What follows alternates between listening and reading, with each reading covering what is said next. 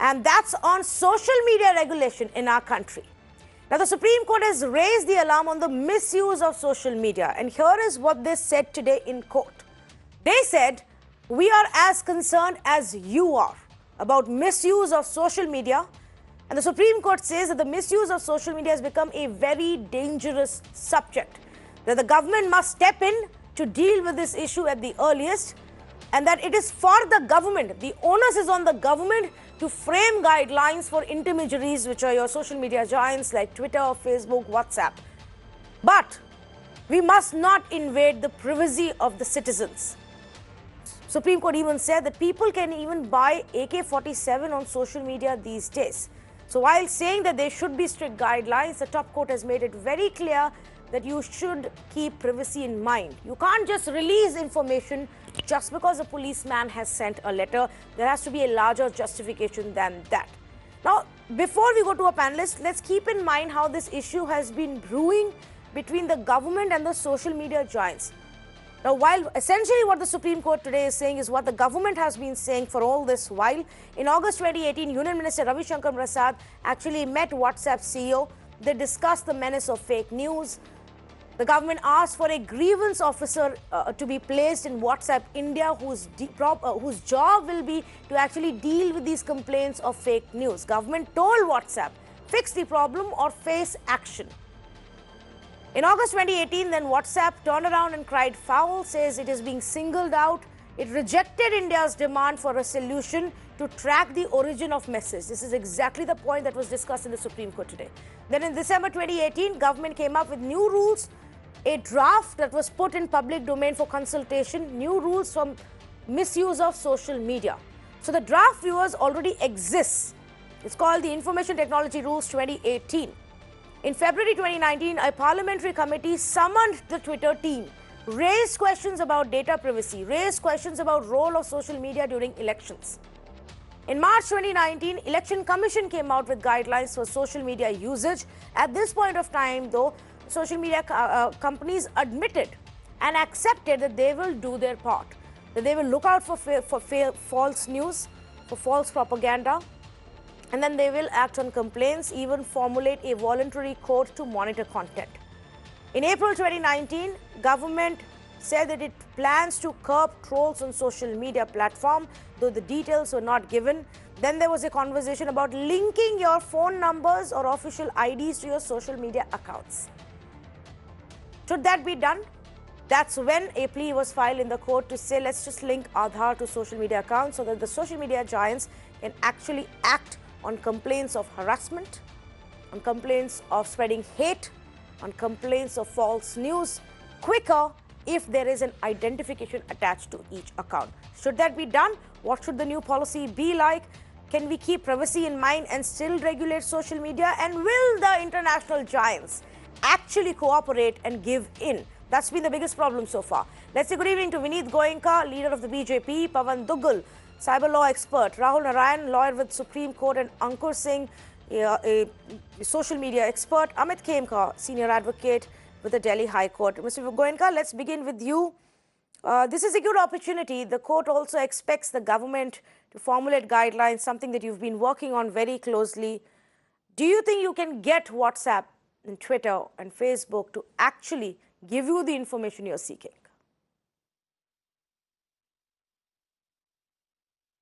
Well, tell me, the government will come at its own plan in the papers in days to come, and that you will come to know about that. But let me share you my mind.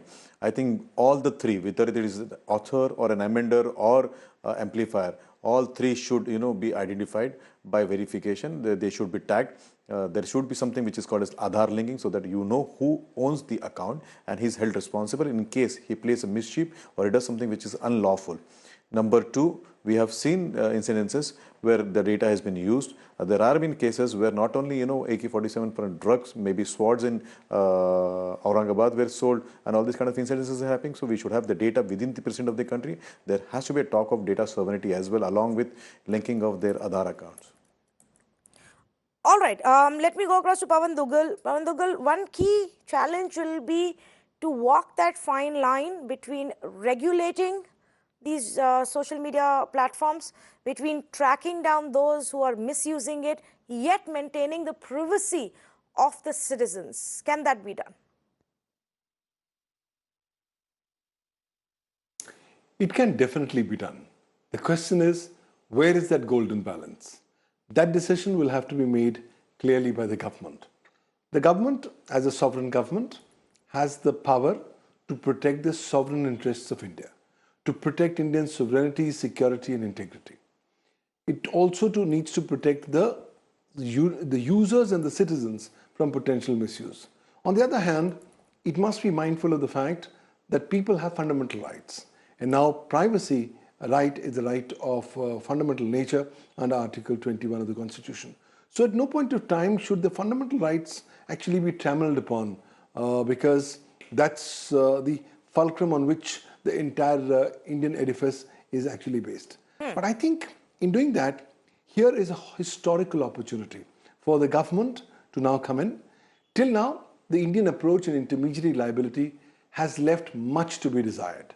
And that's the reason why all these big social media players have been giving your thumbs to the government and saying, well, I'm an outside company, I'm not really concerned with you or your law. You get me a court order from my court jurisdiction and I will comply. Now that kind of attitude needs to change. This is, you see, when you look at Section 1 and Section 75 of the IT Act, clearly the Indian cyber law says whether you are physically located in India or not, the moment your offerings are available on computers, computer systems and networks physically located in India, you get amenable to Indian law. Yet, despite this, we have not been able to get the foreign guys to really comply with Indian law.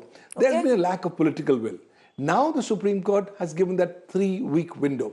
If we can, in that 3-week window, exercise political will as the government, come up with a strong legal provisions mandating these service providers that they will have to take minimum steps of due diligence so as to prevent cyber crimes or misuse on social media.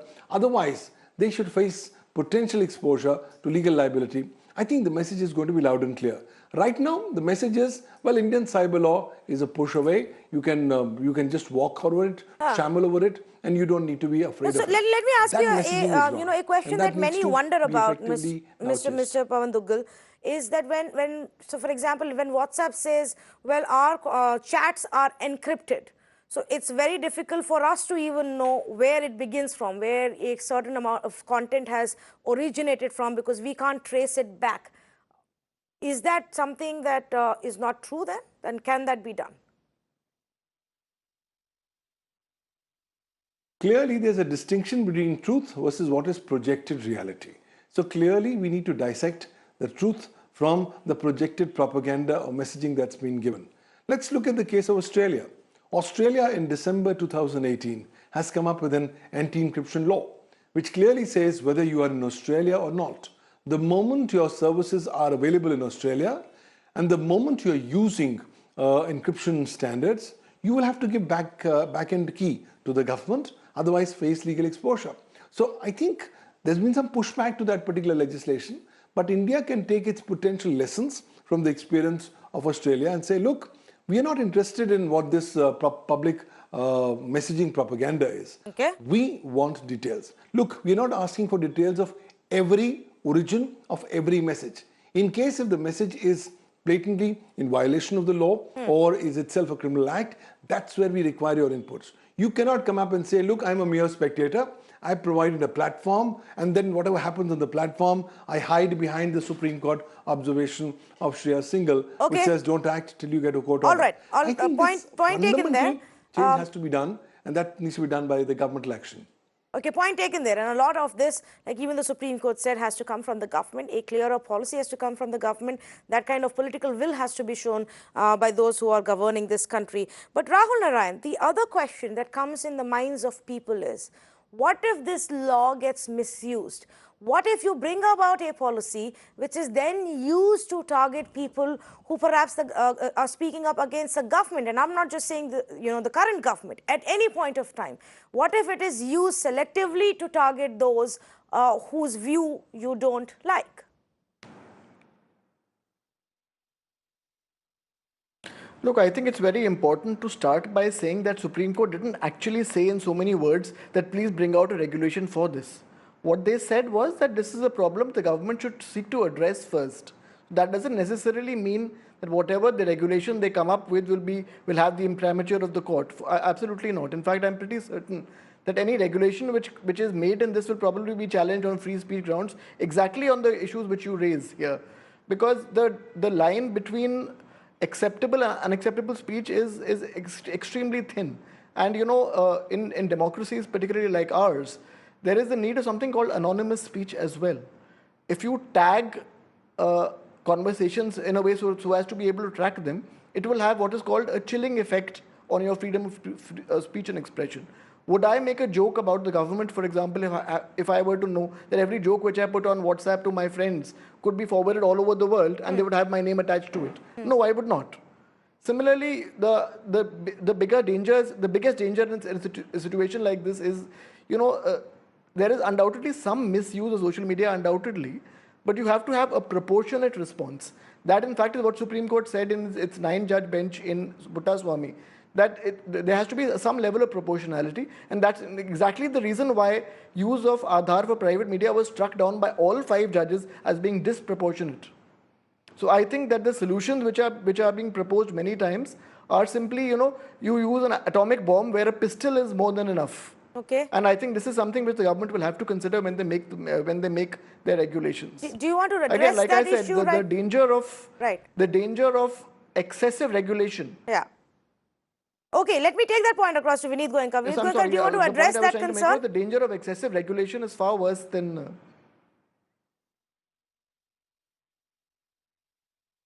See, I think people tend to mix many things, privacy, right of freedom, and they don't forget. They tend to forget one word, which is called as responsibility, and also protecting the citizens who are innocent. So you cannot hide behind the garb of privacy and say, I will keep on writing any joke which will hurt the sentiments of religion, which will hurt the sentiments of masses, which will hurt the sentiment of some people. And yet, I'll hide behind the garb of privacy. If you have not done any mistake, if you have not done any nuisance, why would somebody come behind you? Private joke within my own circle of friends. So let me complete my... If it's a private joke within my own circle of friends and they all don't get offended by it, then, and somebody just ends up forwarding it and I get into trouble. Then why do you have to worry? Who has that much of time? Who has the time and who would like to social go media, behind lots for of that people, particular Mr. joke? Goenka. But if your joke harms a particular... Let me complete my sentence, Ms. Tanvi, so that I can make some sense. Go ahead, please. Yeah. So I think the author, the amender and the amplifier, all three, if they have been tagged, this is technologically possible and also legally possible. The question comes only when there is a crime which happens. If there is some kind of threat to the society and the courts feel, or the appropriate authority feels that this particular post should be investigated, only then there will be an investigation. Why would somebody come and investigate you and me when we said simple jokes to our own close circles, which don't harm anybody else? But yes, if you do it deliberately with an intention to disturb the harmony, then the law always have a right.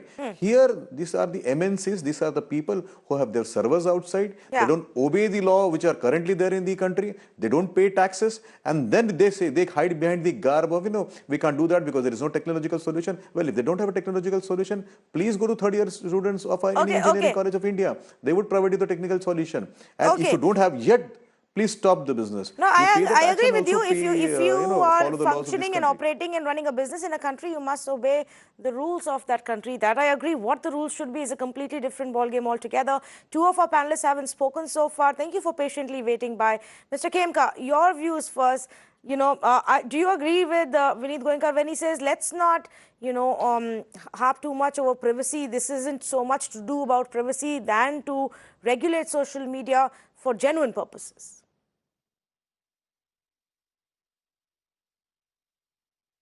Tanvi, in fact, in our country, we don't have privacy.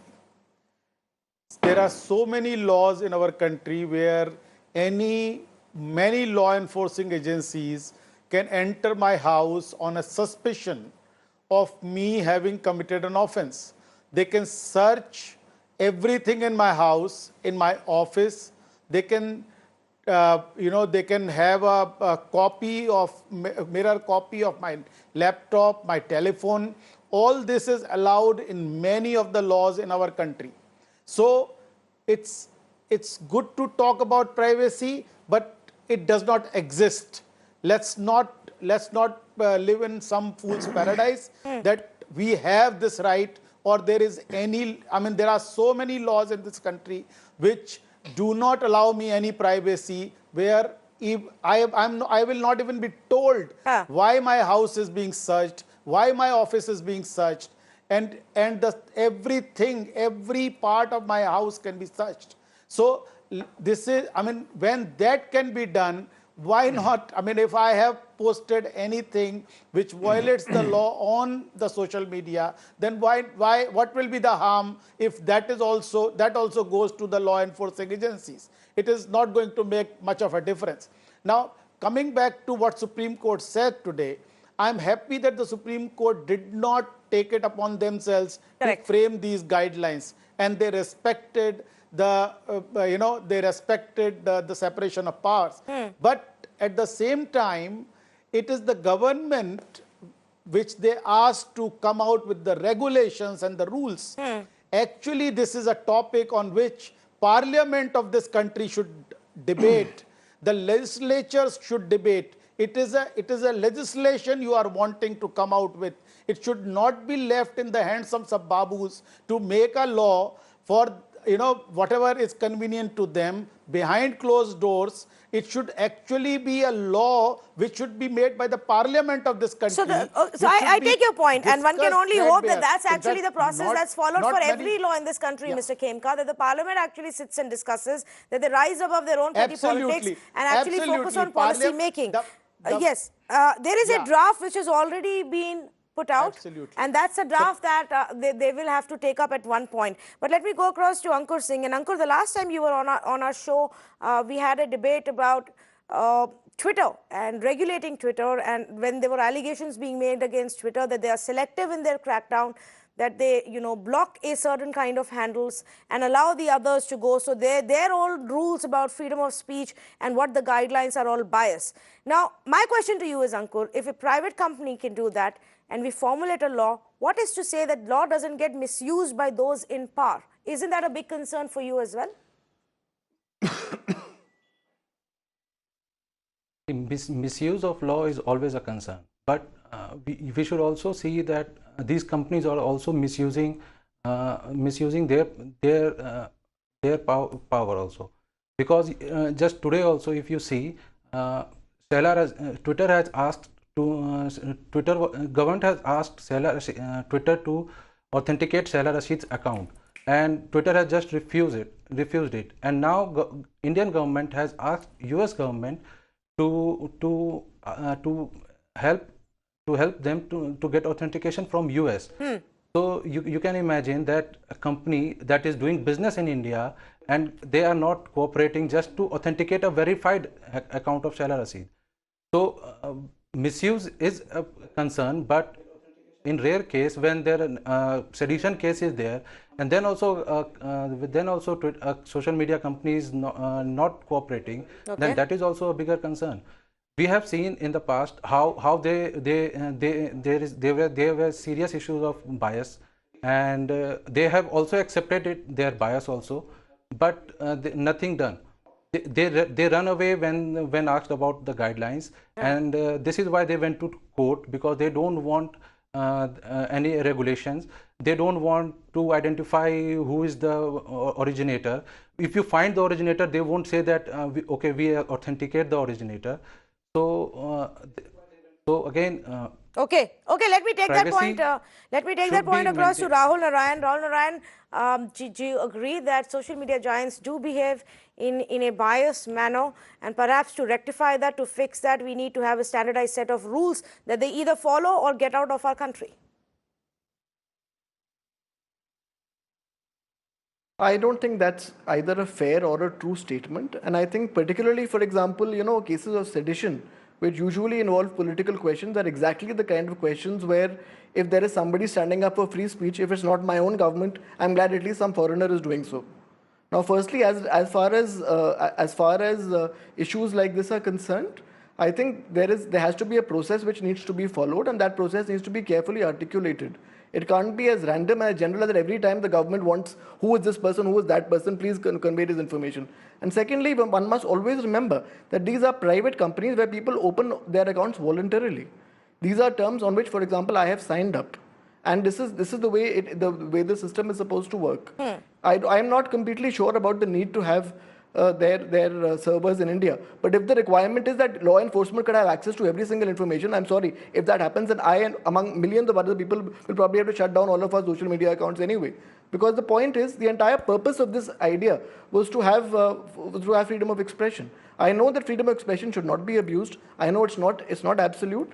But I mean, this kind of solution is, like I said, completely and grossly disproportionate. Okay. And I think I'm a little surprised as to how blithely concerns of privacy and free expression are dismissed like this. I mean, it's one thing to say casually there's no right to privacy, but legally there is a right to privacy, and nobody can come into your house and search you. This has been the law since 1605, 400 years. Okay, very quickly, I'm completely out of time, and I'm sure whatever policy comes out will at some point also end up in the courts for a larger debate, because this is that kind of an issue. But Mr. Goenka, very quickly in 30 seconds, if these companies don't accept and agree to what the government wants to bring in as the law, are you willing to let them exit the country? Will we be in a situation where we have to have our own kind of Google and Twitter like China does?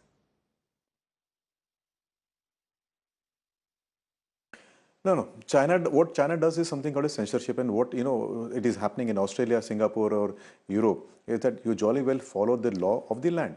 So there is a law which has been framed. If there are guidelines, they have to follow that, or they have a choice to exit.